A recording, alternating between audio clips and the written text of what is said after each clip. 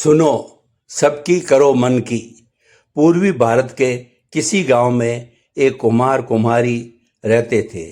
वे दोनों मिलजुल कर मिट्टी के बर्तन बनाने का काम करते थे, जिससे उनके जीवन का निर्वाह होता था। सवारी के नाम पर उनके पास एक गधा था। एक दिन उन दोनों का बाजार जाने का प्रोग्राम बना। कुम्हार बोला, हम गधे को भी अपने साथ ले चलते हैं। वापसी में सामान इसकी पीठ पर लाद देंगे, जिससे हमें आराम रहेगा। यह सुनकर कुमारी बोली, ठीक है, यह तो बहुत ही अच्छी बात है। इसी बहाने ये बेचारा भी बाजार घूम आएगा, इससे इसे भी प्रसन्नता मिलेगी। और वे दोनों गधे को साथ लेकर चल दिए बाजार की ओर। अभी वे कुछ ही दूर गए थे कि रास्ते में 5-6 आदमी नठल्ले टाइप के बैठे ताश खेल रहे थे। जैसे ही इन सज्जनों की दृष्टि इन लोगों पर पड़ी तो कहने लगे, अरे देखो कितने मूर्ख है, सवारी साथ में है और पैदल जा रहे हैं। यह बात उन दोनों के कानों तक पहुंची।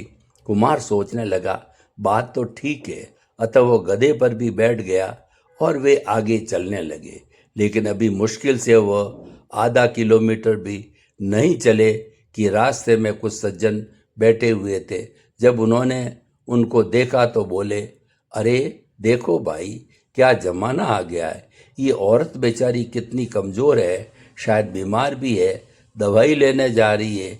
एक ने तो अल्ट्रासाउंड तक कर दिया। बोला, अरे हो न हो बेचारी गर्भ से हो। और इस मुष्टंडे को देखो, अच्छा भला हटा कट्टा है, फिर भी खुद गधे पर बैठकर जा रहा है और इस बेचारी को पैदल दौड़ा रहा है। कुमार ने ये सारी बातें सुनी तो उसे लगा कि ये लोग ठीक ही तो कह रहे हैं।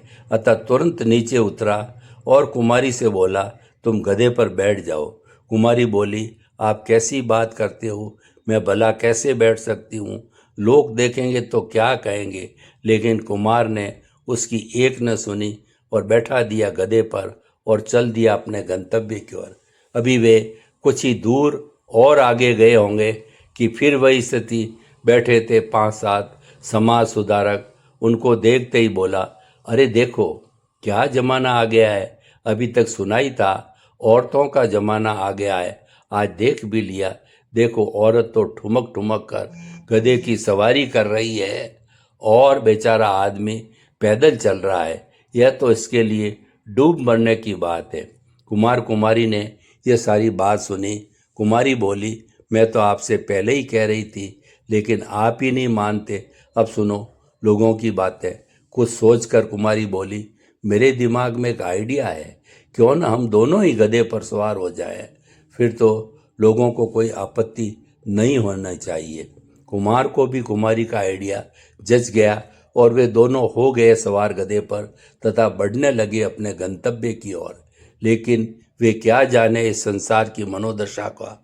उन्हें नहीं पता कि यह भी लोगों को मंजूर नहीं होगा। और हुआ भी यही। अभी वे कुछ ही दूर गए होंगे कि फिर वही स्थिति। बैठे थे 5-7 समाज के कर्णधार और जैसे ही वे उनके पास से गुजरे तभी बोल उठे एक स्वर में, देखो भाई कैसा कलयुग आया है। प्रकृति का सबसे नीली प्राणी है बेचारा गधा, और इनको देखो दोनों सांड सांडनी जैसे 80-80 किलो से कम नहीं होंगे, लदे जा रहे हैं इस बेचारे पर। शर्म भी नहीं आती इनको, क्या मुंह दिखाएंगे भगवान के घर जाकर। अरे प्राणियों पर दया करनी चाहिए। संयोगवश उन सब में एक पंडित जी भी उपस्थित थे। उन्होंने कहा, गधे से तो हमें शिक्षा लेनी चाहिए, वह तो गुरु के समान है तथा कितनी भी गर्मी सर्दी हो बिना विश्राम किए बाहर ढोता है तथा रूखा सूखा मिल जाए उसी में संतोष कर लेता है। हम गधे से ये 3 शिक्षाएं लेनी चाहिए। इस प्रकार और भी कई बातें उन लोगों ने कही। यह सब सुनते सुनते कुमार जब काफी परेशान हो गया तो गुस्से से बोला, बस चुप करो तुम, सब बहुत हो गया। अब मैं तुम्हारी एक नहीं सुनूंगा, जो मैंने मन में आएगा मैं वही करूंगा। और वह दोनों गधे के साथ पैदल पैदल चल दिए बाजार की ओर। मित्रों, वास्तव में यही दशा है संसार की। नहीं करोगे तो लोग कहेंगे कुछ करता नहीं है, और करोगे तो कहेंगे क्यों करता है। इसलिए कहा जाता है सुनो सबकी, करो मन की। मैं यहाँ यह भी कहना चाहता हूँ कि मन की भी करो, लेकिन बुद्धिपूर्वक, विवेकपूर्वक, क्योंकि सबसे बड़ा संसार तो ये मन ही है। ये मंजिल पर पहुंचाता भी है और भटकाता भी है। इसका अनुभव हम सभी करते हैं।